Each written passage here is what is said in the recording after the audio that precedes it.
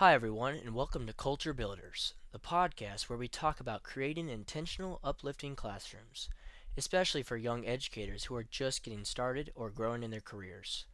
I'm Devin Reed, a newer educator myself, and I'm passionate about shaping classroom environments where students feel seen, valued, and excited to learn. In this episode, we're exploring how we can use Universal Design for Learning, or UDL, to build positive classroom cultures. We'll hear from a fellow young educator and some student voices, and I'll leave you with practical tips you can try tomorrow. Let's start with a question. What's the difference between classroom climate and culture? Climate is what your classroom feels like today, how students interact, the energy, the vibe.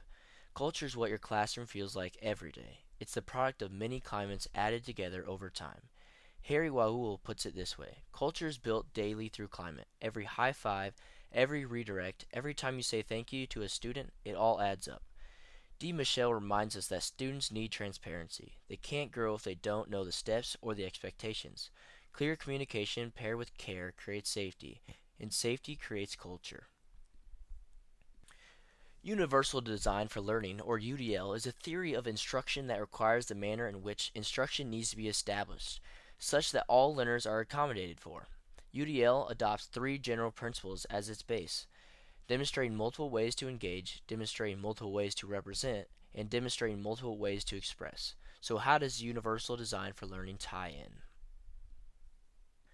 UDL is about making learning accessible to everyone, but more than that, it's strength based. It assumes all students bring something valuable and helps us design lessons with flexibility in mind.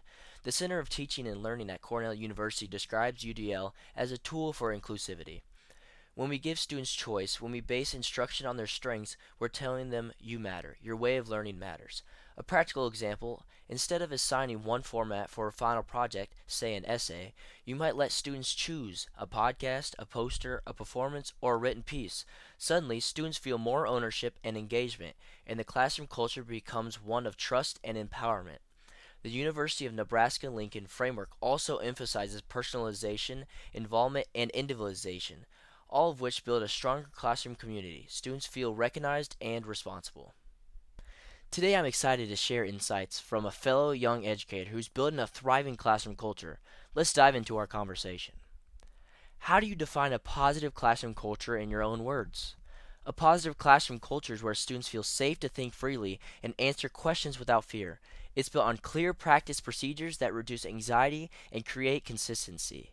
This response from a high school history teacher really connects to what my research emphasized. Clarity leads to confidence, and when students feel safe, they take more risk in their learning. Can you share a moment when students supported each other without being prompted? At our school, we teach core values like being relational, honorable, and prepared. Students earn merits for living these out. So peer support happens consistently. It's part of the culture now. This reminds me of information I got from Harry Wolo's idea that culture stems from climate. When encouragement is built into the daily routine, it becomes second nature. How do you use students' strengths in your classroom? I get to know them through different assessments and group activities. I group strong analytical thinkers with those who need support, so the struggling students learn from their peers. Then I switch it up the next time to give others room to grow. That's such a great example of the teamwork approach the University of Nebraska talked about, and it speaks directly to UDL principles. The use of scaffold learning while honoring what each student brings. What advice would you give to a brand new teacher trying to build culture from the start? Figure out your procedures early and practice them often. Your classroom should have a routine for everything. The more consistent you are, the more confident and comfortable your students will feel. So true. Crombie highlights that students thrive when they know what to expect and when their teacher cares enough to stick to it. These responses from a Galesburg Christian School high school history teacher represent building a great classroom culture in every way. Using UDL, scaffolding, and adaptive learning allows students to feel like they are in charge of their learning. Let's also hear from a few students about what makes a classroom culture feel good from their perspective. One teacher always remembered what was going on in my life and checked in. That made me trust her and want to do my best. That is personalization in action. My teacher let us choose how to learn vocab. Writing, typing, making a game. I did mine with bright markers because that helps me. UDL win. When students can choose, they engage more deeply. Hands-on activities and humor make me actually remember stuff. Yes, learning should be joyful and memorable. That's culture. An ideal classroom would be neat, welcoming, and flexible. The teacher would really care about each student, not just grades. That one really says it all. Grades should not be the focus. Although they're important, learning new information and growing as a student should be the most important factor for educators to strive for. So, what can you take with you into your classrooms tomorrow? Here are 5 quick actionable tips. Check in weekly. Take a few seconds during passing time to ask students about their lives. Remember what they say and actually care. Offer choices. Use flexible seating or let students pick how they need learning. Celebrate mistakes. Normalize not getting it right the first time and cheer on effort. Explain the why. Before an activity, tell students what the goal is and how it helps them. Start small. Pick one new thing, like UDL or scaffolding, and build from there. And remember, consistency matters. Procedures reduce anxiety, transparency builds trust. Culture is created daily. When we think about building classroom culture, inclusion is often the word that rises to the top. But inclusion isn't just about giving everyone a seat. It's about making sure every voice is heard and every learning style is honored. That's where universal design for learning comes in. The Center for Teaching and Learning at Cornell University emphasizes UDL as a proactive framework. It's not about retrofitting lessons for certain students. It's about designing them from the start with every learner in mind. The goal? An inclusive learning environment that adapts to individual students' strengths, giving each child the tools and opportunities to succeed. When students feel ownership over how they learn, they're more likely to take ownership of their growth. And that changes the culture of the classroom entirely. Let's take it back to some responses from another educator. One thing I do to give ownership to the students is to have them read and take notes using the Cornell system. They decide what's important, and then we use their notes to guide discussion. That balance of autonomy and structure makes a big difference. We heard over and over in our student interviews, students feel the most seen when teachers allow them to learn in the way that works best for them. One student told us that their teacher encouraged them to turn vocabulary terms into a game. Another said, I remember more when I get to choose the topic of the project. These aren't just preferences, they're expressions of agency, and UDL opens the door to that kind of personalized engagement. In Dee Michelle's article, Creating a Culture of Learning, she reminds us that learning culture is built when students understand not just what they're doing, but why. Teachers who are transparent about the steps in the learning process give students a roadmap, and the confidence to keep going when things get tough. That's UDL too. Clarity, flexibility, and growth. What really made a difference was when a teacher actually asked me how the class was going. We gave feedback on the quizzes, and she didn't get defensive. She listened. That made me feel like my voice mattered. That's the heart of UDL. It's about designing with student voices in mind. At GCS, for example, students learn core values like being relational and prepared. They even earn merits when they help their peers. As one teacher told us, students help each other so frequently, I don't even have a single example. It's just our environment. That's the result of culture built not just on expectations, but on mutual support. And this isn't just about academic success. It's about emotional safety too. One student described a teacher who never embarrassed them in front of the class. She pulled them aside, asked questions, and helped privately. That, they said, is what made them feel safe to learn. Research from the University of Nebraska-Lincoln breaks down the classroom culture. UDL helps create personalization where students feel seen as individuals, involvement where every student is invited to participate, innovation where tasks have a purpose and students understand why they matter. If we're not talking about accommodations, I don't believe in lowering expectations. I believe in designing better. I use visual, auditory, and tactical approaches for everyone. Every student learns differently, and I'm responsible for reaching all of them. UDL isn't about making learning easier. It's about making it accessible. It doesn't mean removing struggle. It means making sure every student has a way through the struggle.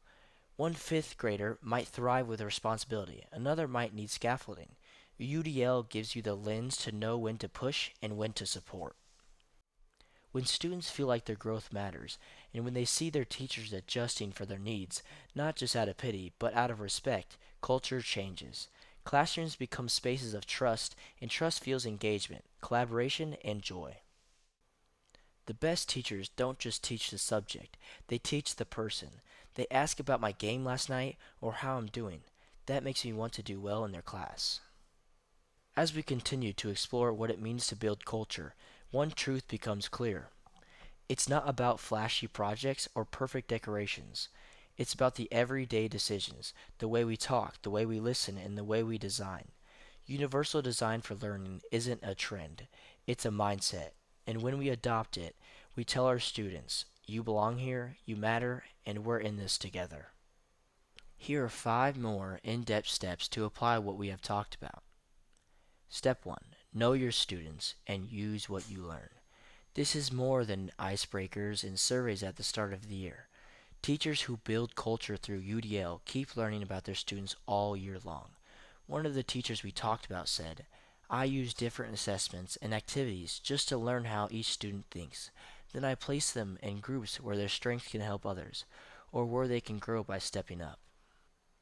That's the key. It's not just about differentiating who's struggling. It's about recognizing individual strengths and designing the experience where students can apply them.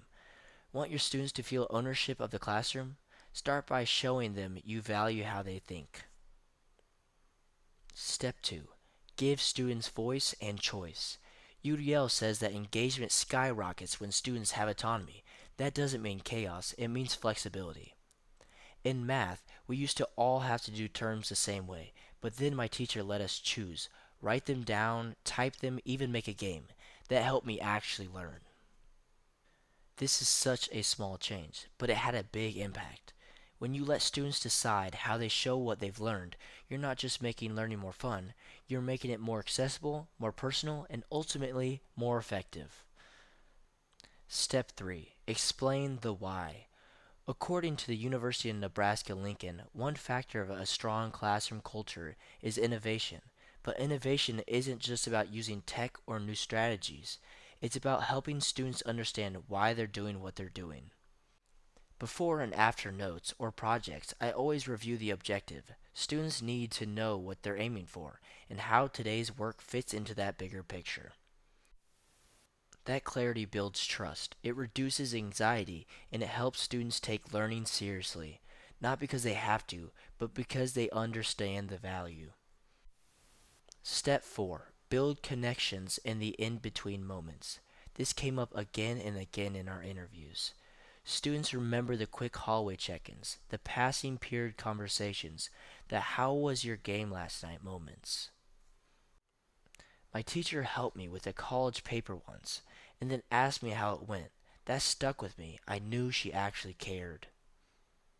When students feel seen, they show up differently. They're more likely to take risks and ask questions and help their peers. That's how you shift from classroom management to classroom community. Step 5. Set and practice procedures that support culture. Culture doesn't just appear, it's built, and strong procedures help make it sustainable. One teacher explained, everything in my classroom has a procedure. It gives students a framework so they know how to behave, and that structure gives them the freedom to think. Think of it like this. Procedures aren't about control. They're about creating a safe container. When students know what to expect, they can focus on learning. That predictability allows them to relax into creativity, collaboration, and confidence. Let's throw in one extra step that can help you teach your classroom tomorrow. Teach the whole child. It's easy to get caught up in curriculum, pacing guides, and test prep, but culture grows when we treat a student as more than just learners. They're people.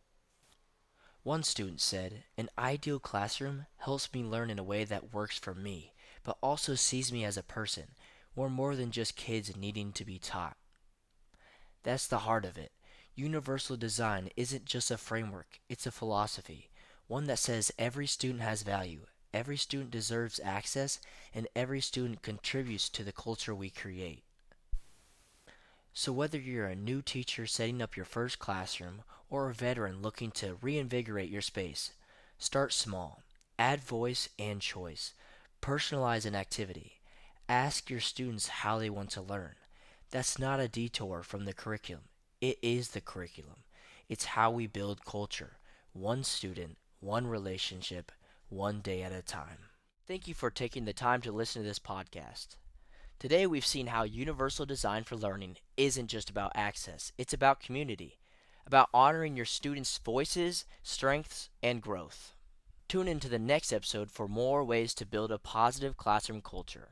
Let's keep building better classrooms together.